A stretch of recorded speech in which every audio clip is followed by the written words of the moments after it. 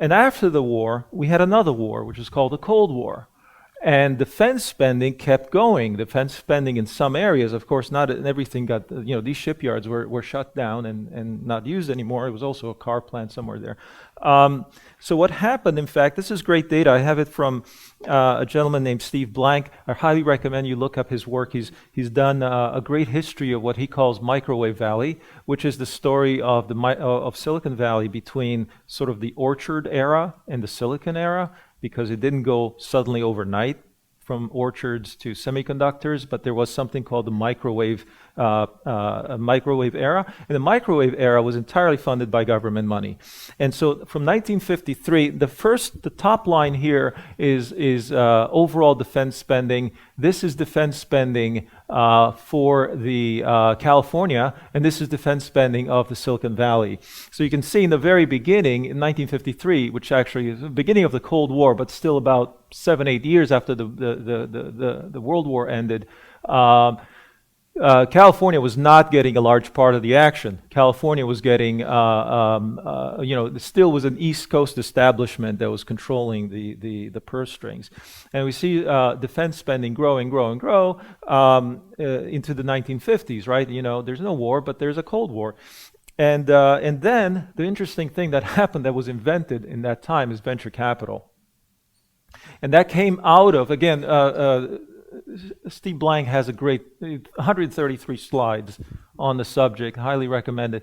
But you can go into that and find out exactly the mechanism by which this switch got turned on, and it had to do with this effect of defense money being made available and people saying, I have some other uses for this stuff. But all of this was black, and there were things which we just can't even get into how complex these technologies were. Very, very clever, not very much application outside of spying on the Soviet Union. So this is what was happening. As you can see, though, the proportion of venture capital, people think that venture money got California off the ground. Well, in reality, the venture money is insignificant. You just can't see it on any reasonable scale. And even Silicon Valley was not a big part of California. Silicon Valley, let's not forget that a lot of this money would be going to the Hughes aircraft companies, those down in the southern parts of the state. And so Silicon Valley was not that interesting throughout this period. So this goes until about 1972. We had a bit of a bump here during the Vietnam War, but still the relationship hasn't changed very much. And even up until the 1970s, there was no activity really in the venture field. So this would be considered perhaps right around 1972 is when we actually saw the birth of Silicon Valley in the sense that we know it today. And what the point being, therefore, is that it was really only defense money sloshing around in here.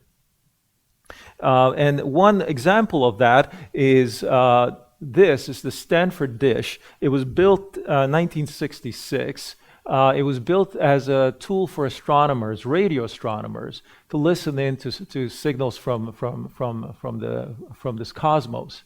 The weird thing is that the Air Force paid for it. And why would the Air Force want to pay for an astronomer's tool? It turns out that they only asked that, can we borrow it once in a while? And they borrowed it because what they were listening into were whenever the moon lined up with the Soviet Union just the right way, their radar signals would bounce off the moon, and they could pick them up with this.